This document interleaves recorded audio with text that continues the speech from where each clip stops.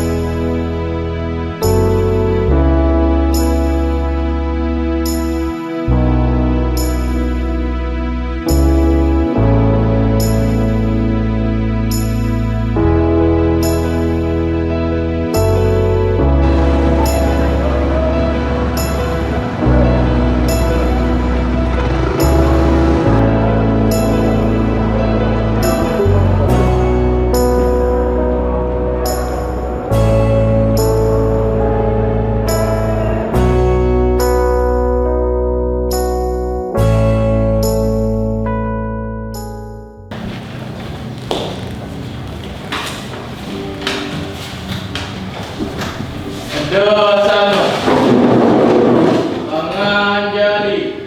Om Swastiastu.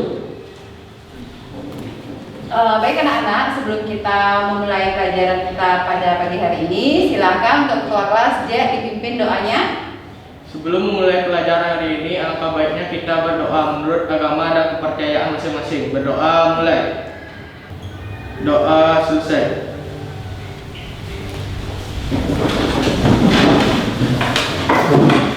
Ibu absen dulu ya. Rizky Juni Harta, Ibu. J Sudiawan, Ibu. Putra Aprianta, Hadir. Cahyadi Putra, Winda Ariani, Dita Nauriria.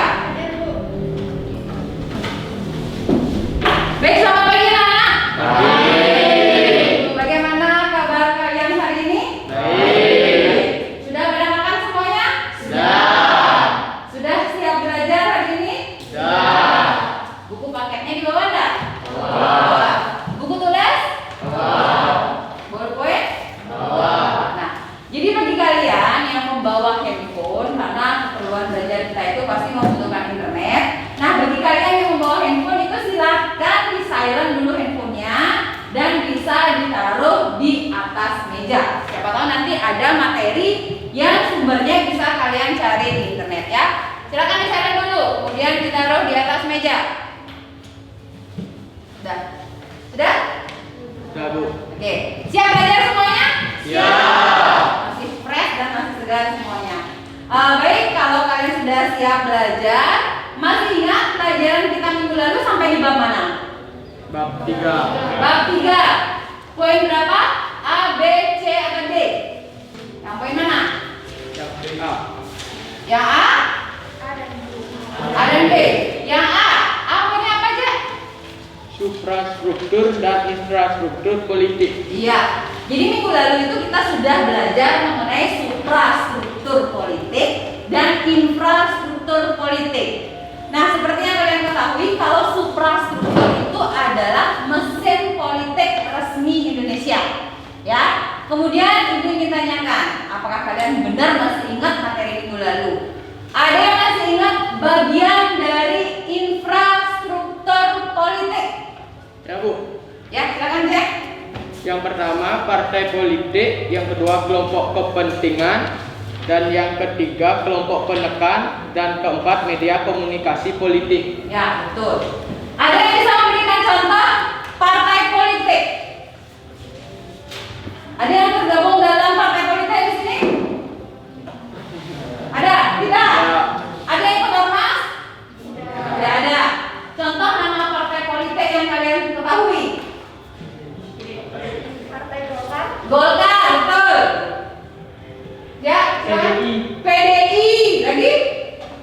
Perindo. Partai Perindo, dan masih banyak sekali partai politik lainnya. Kemudian apa lagi yang tadi Dek? Ada contohnya?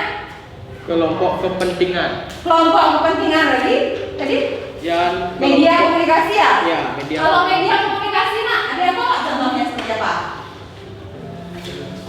Yang lain? Media cetak. Ya? Televisi betul. Radio. Radio betul. Nah berarti kalian masih ingat ya tentang materi minggu lalu? Nah seperti itu. Nah untuk hari ini anak-anak, materi yang akan kita pelajari itu terdapat pada poin C, yaitu mengenai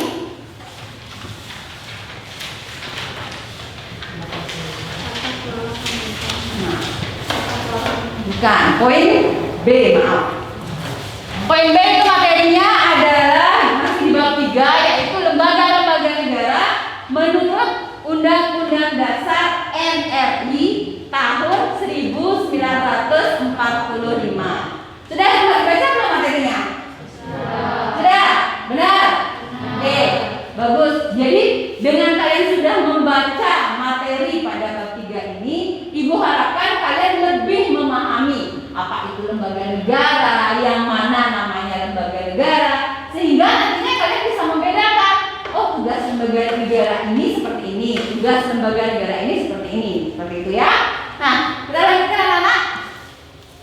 Nah, jadi untuk kompetensi dasar atau KD yang terdapat pada materi ini, itu terletak pada KD 3.3, yaitu menganalisis fungsi dan kewenangan lembaga-lembaga negara menurut Undang-Undang Dasar tahun 1945.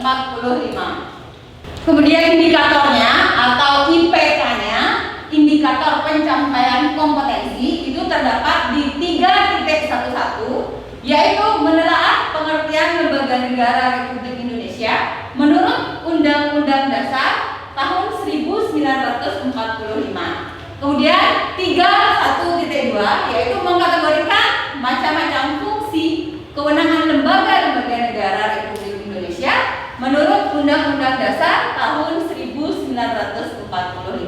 Kira-kira kalian sudah paham nggak lembaga-lembaga negara yang mana saja? Sudah ada bayangannya ya? Oke, kita lanjut.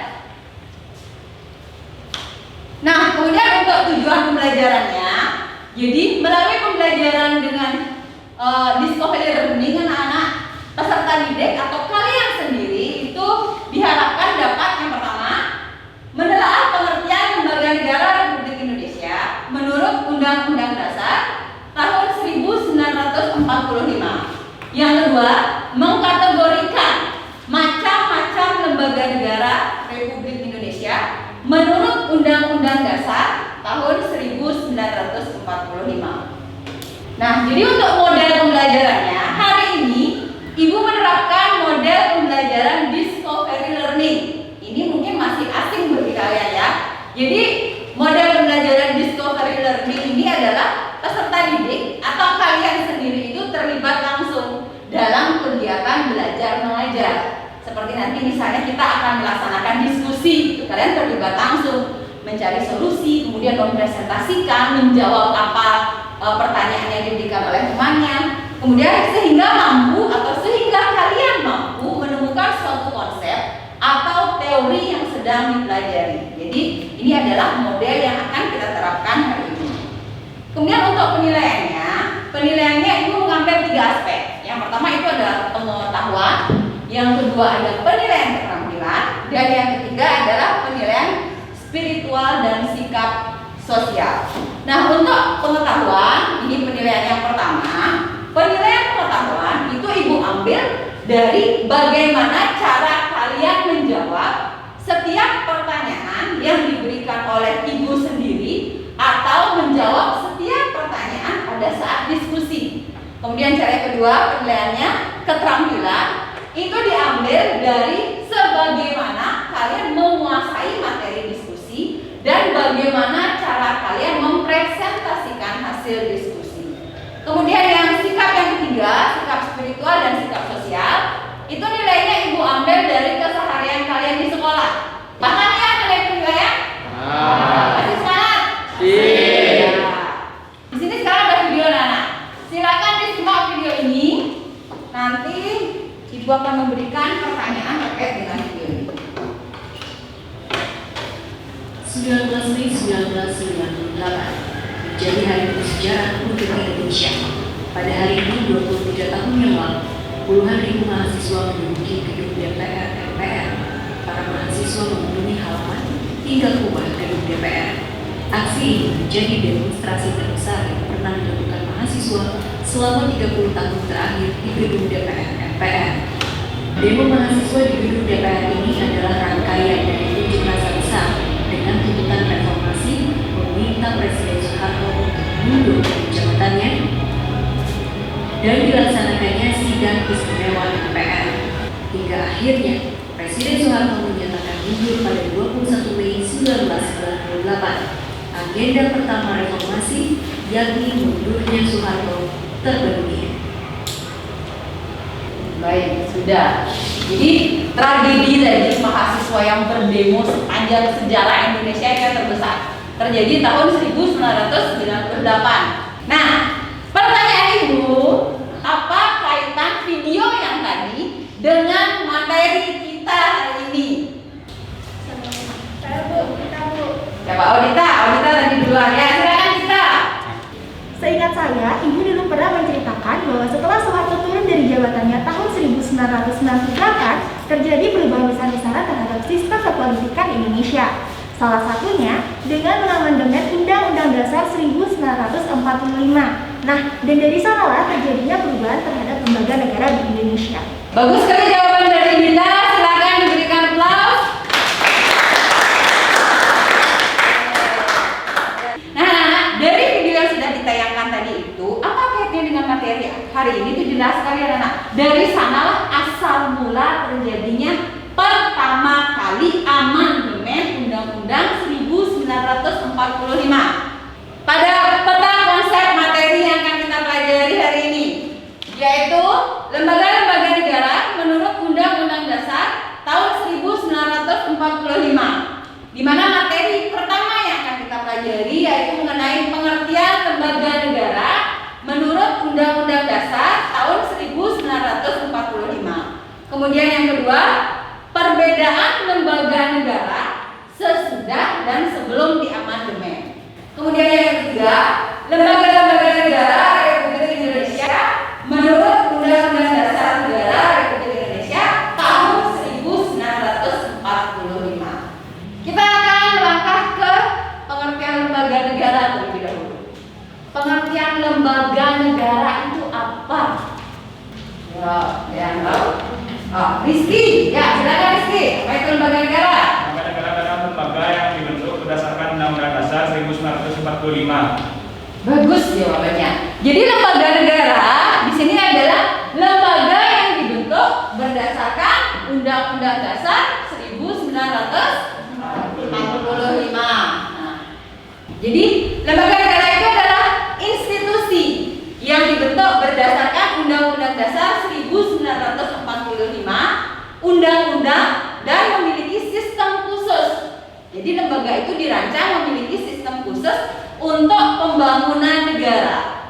Apa tujuan lembaga negara? Bisa dilihat pada poin di bawahnya. Jadi lembaga negara atau adanya lembaga negara bertujuan untuk mewujudkan kedaulatan yang berada di tangan rakyat yang dilaksanakan menurut Undang-Undang Dasar tahun 1945.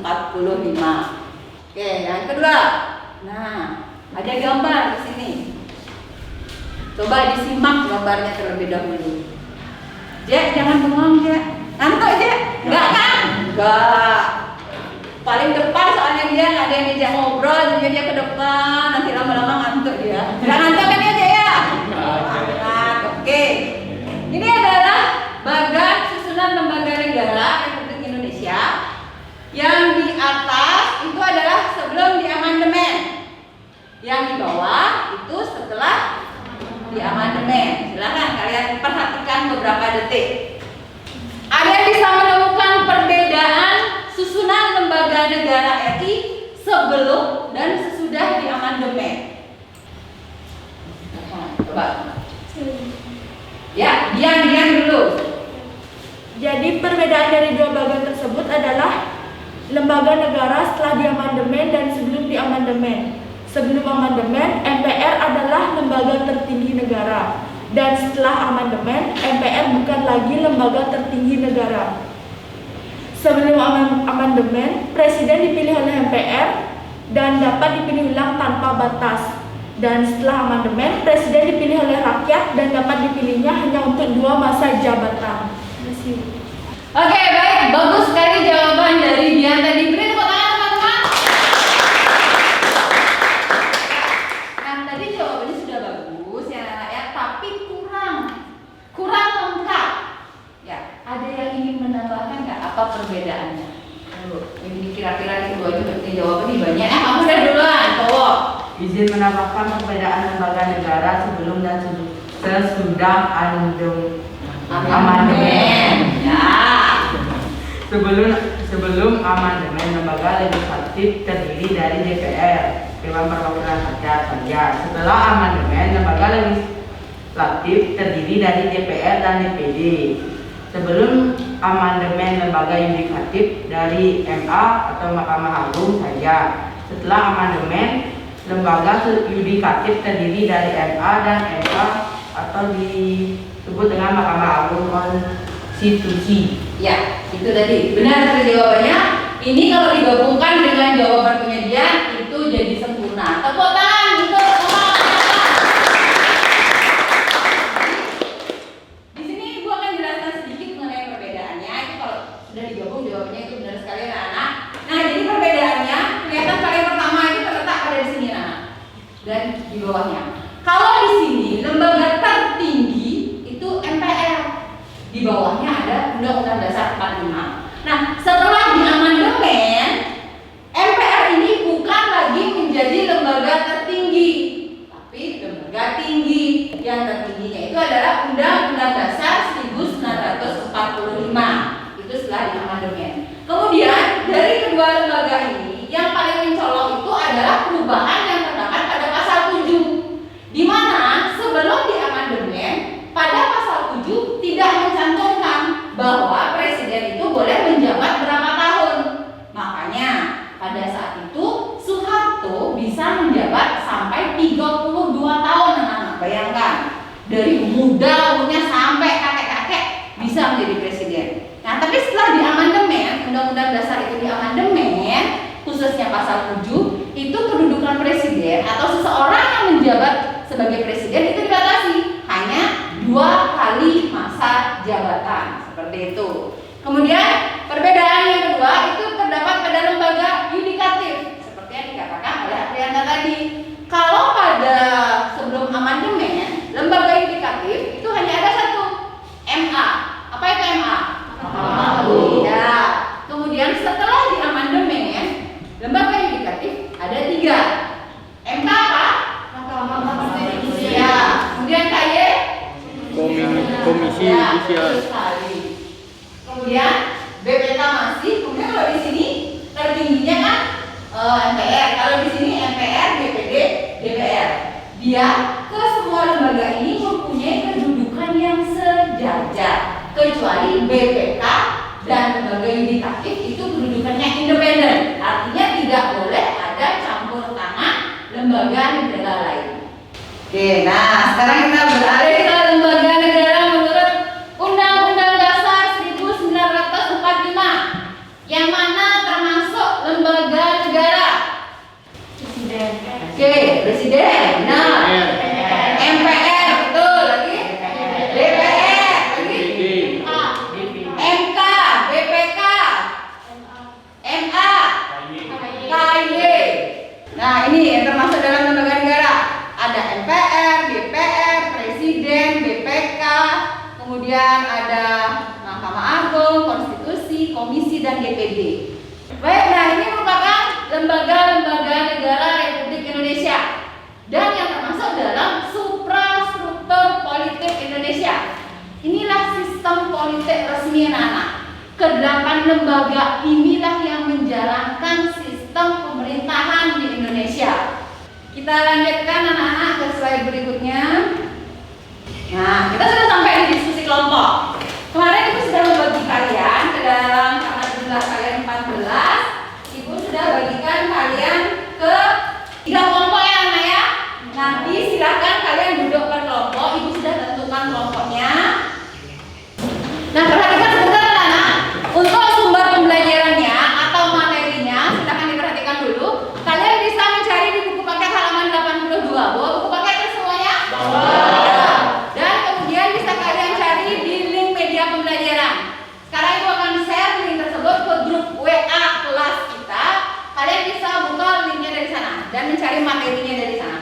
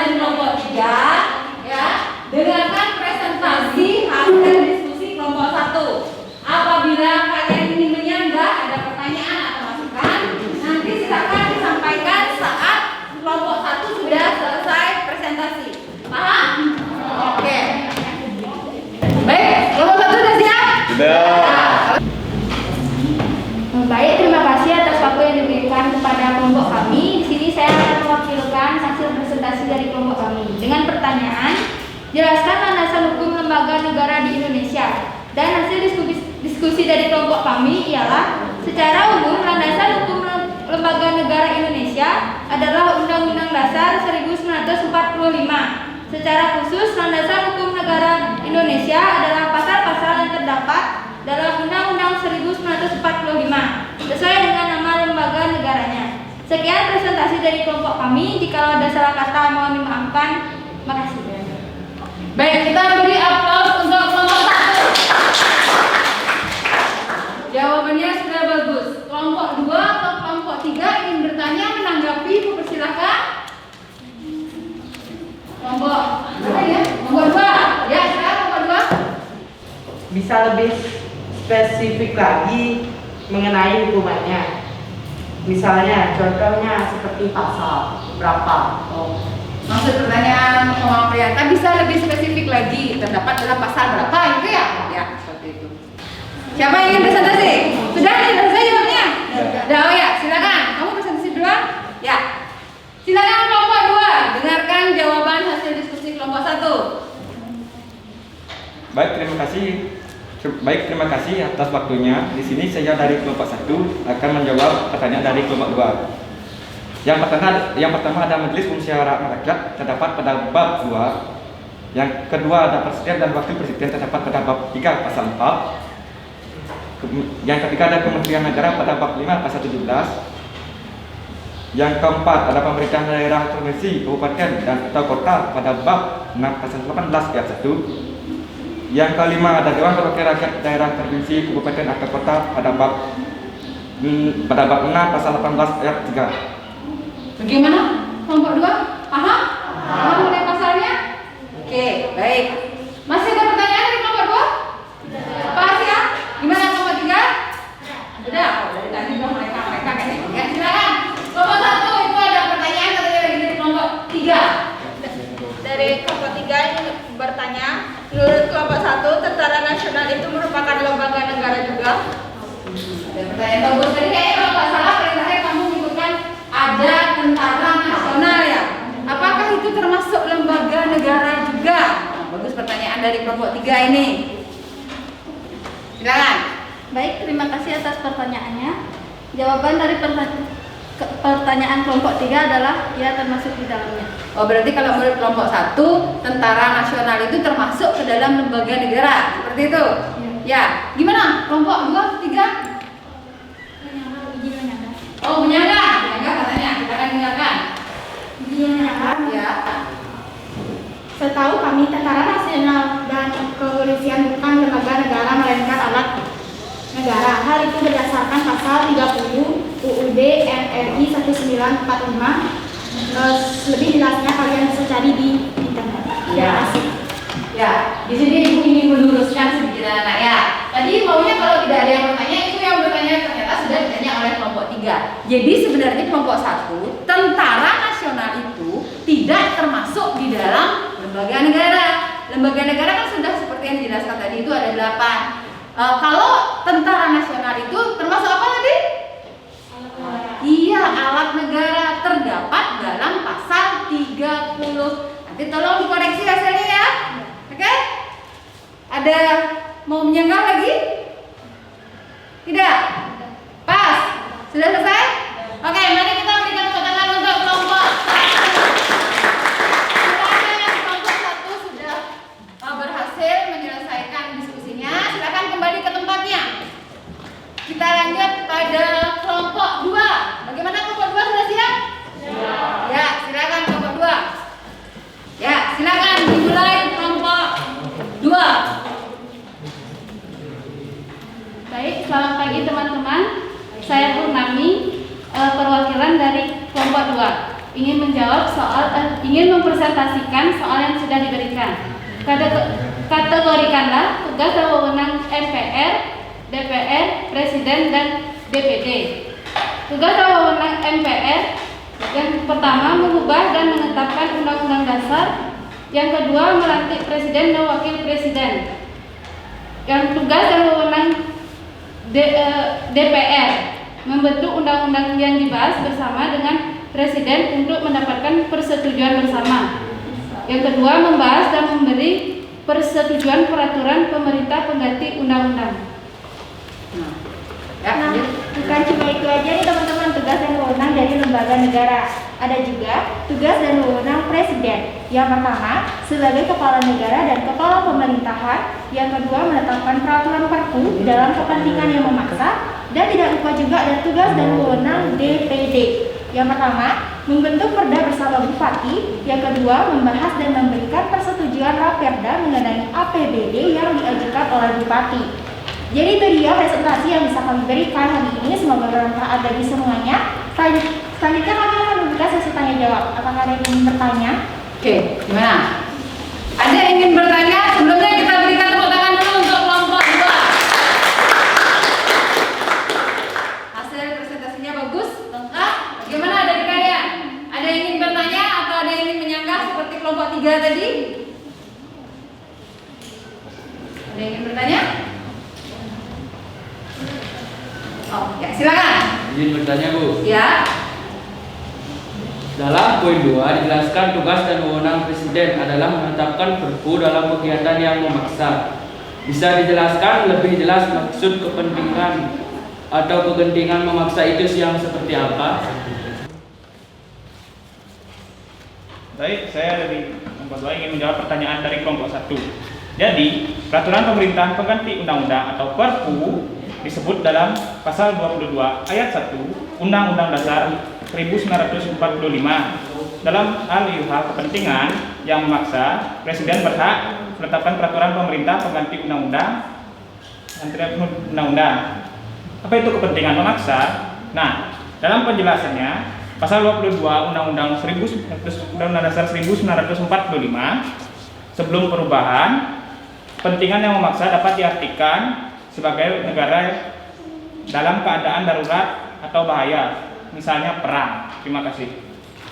Bagaimana kelompok 1? Wah, jadi kepentingan kegentingan ya atau kepentingan memaksa itu perpu kapan bisa dibuat atau undang-undang kapan bisa dibuat itu pada saat kegentingan memaksa atau keadaan terpaksa. Contohnya, misalnya negara kita mau perang, ada peraturan yang harus diterbitkan seketika, itu bisa diterbitkan oleh presiden dalam tanda kutip dalam keadaan memaksa. Itu maksudnya ya. Udah, nomor 2. Oke. Ada pertanyaan lagi? Tidak? Pas? Pas ya? Kalau sudah, kita berikan tepuk tangan untuk kelompok 2. Ya. Nah, itu tadi sesi diskusi kita sudah berjalan dengan sangat lancar. Kalian juga diskusinya bagus, walaupun tadi teman kalian ada yang gambar ya. Bisa-bisa jangan kayak gitu lagi ya, Kak ya. Ini pelajaran PPKN bukan pelajaran seni budaya ya. Nah, anak-anak, sebelum kita beranjak ke sesi yang berikutnya, nah, Ibu ingin bertanya. Kira-kira siapa yang akan menarik apa kesimpulan materi yang sudah kita pelajari hari ini? Silakan ya. Silakan. Siapa duluan lagi ya? Oh, saya silakan. Dari penjelasan dan hasil diskusi kelompok, kesimpulan yang dapat saya ambil dari mempelajari materi hari ini adalah: pertama, pengertian dari lembaga negara; kedua, pembentukan lembaga negara berdasarkan Undang-Undang Dasar 1945; dan yang ketiga, lembaga negara mengalami perubahan pertama kali setelah adanya amandemen Undang-Undang Dasar 1945 pada tahun 1998. Ya, bagus sekali jawaban Trias. Yang lain sama nggak jawabannya? Hampir sama ya. Kita berikan tepuk tangan untuk Trias. Yang kedua, manfaat apa yang kalian dapatkan dari mempelajari materi hari ini? Oh, dari kelompok ini juga. Ya, silakan. Banyak sekali pengetahuan yang saya dapatkan. Yang pertama, dari materi ini saya jadi memahami perbedaan lembaga negara setelah di amandemen dan sebelum di amandemen. Ini penting sekali untuk kita ketahui agar kita lebih mengenal sistem pemerintahan yang diterapkan di Indonesia. Nah, yang kedua, tugas dan wewenang lembaga negara yang dimiliki oleh lembaga negara tersebut dalam sistem pemerintahan. Terima kasih. Ya, bagus sekali. Sudah ada pertanyaan? Sudah. Paham? Masih semangat? Masih. Oke, kalau masih, untuk mengukur seberapa besar pemahaman kalian hari ini, Ibu akan mengadakan evaluasi singkat berupa pilihan ganda itu sebanyak 5 soal. Silakan kalian pilih A, B, C, E, pilih salah satu yang lengkap, yang paling benar, bukan yang lengkap. Tapi sebelum itu kalian kembali dulu. Nanti takutnya kalian menerapkan ilmu PPKN yaitu gotong royong kerjasama. Ya. Silakan kembali ke bangku masing-masing. Dan di sini sudah dibuatkan kalian 5 soal terkait materi hari ini. Saya bagikan, silakan pilih A sampai E. Ingat isi nama nomor kelas. Kalian sering lupa mengisi itu.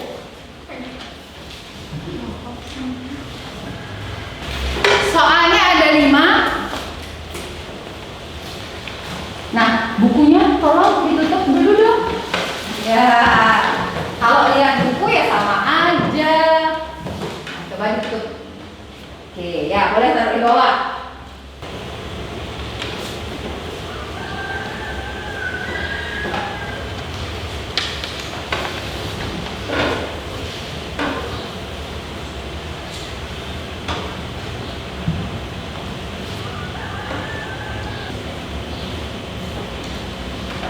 Sudah selesai loh.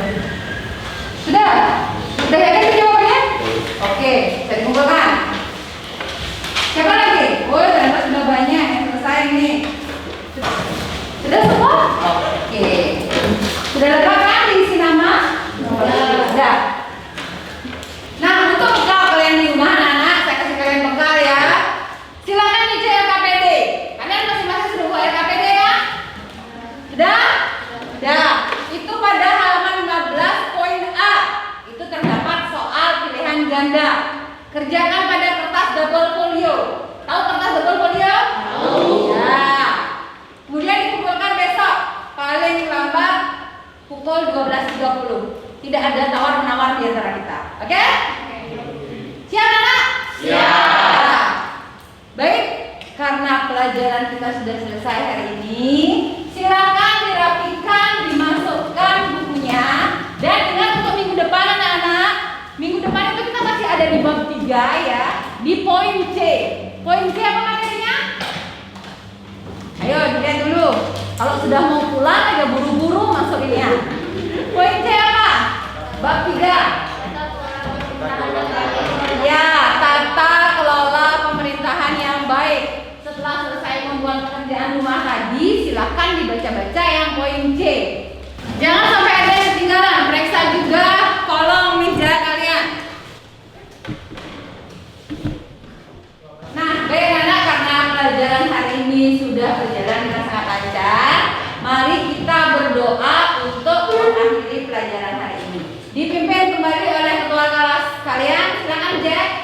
Assalamualaikum. Sebelum kita mengakhiri pelajaran ini, alangkah baiknya kita berdoa menurut agama dan kepercayaan masing-masing. Berdoa mulai. Berdoa selesai. Pramo Santi. Om Santi Santi Santi Om. Selamat pagi